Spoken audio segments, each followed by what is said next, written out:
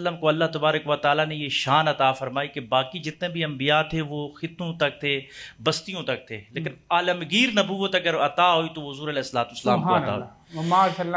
رحمت للعالمین، پورے انسانیت کے لیے، عالمین کے لیے۔ اب ہوا یہ کہ ان لوگوں نے اپنا فلسفیانہ انداز اس طریقے کے ساتھ بیچا کہ فزکس کا نوبل انعام یافتہ پروفیسر عبدالسلام بھی گمراہ ہو جاتا ہے،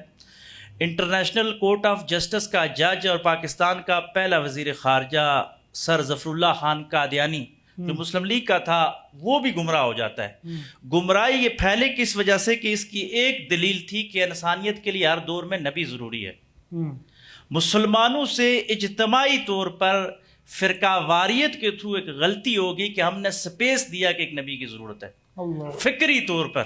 ہمارے صوفیاء اس وقت بھی کہتے رہے اور آج تک کہتے ہیں کہ کسی کو سپیس ہی نہ دو، اپنے نبی کے اتنے چرچے کرو کہ آپ کہو کہ ہر وقت ہمارا نبی زندہ ہے، صبح قیامت تک کسی نبی کی ضرورت نہیں ہے۔ مرزے نے نبی کی وفات کا ایک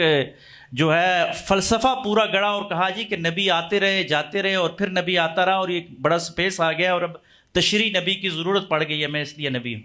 اور اس نے یہ فلسفہ اس انداز کے ساتھ بیچا کہ جو حضور علیہ السلام کی موت کے حوالے سے کچھ ایسے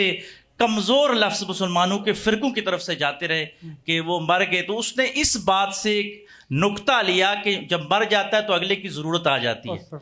تو یہاں پہ آ کے ظفر اللہ قادیانی اور عبدالسلام اس نکتے کی وجہ سے انٹلیکچوئل آدمی بر صغیر کے دونوں آئے، وہ اس سوچ کا شکار ہو کے اس کے آگے یعنی اس کے آگے کلمہ پڑھنے پہ مجبور ہوئے فکری طور پہ۔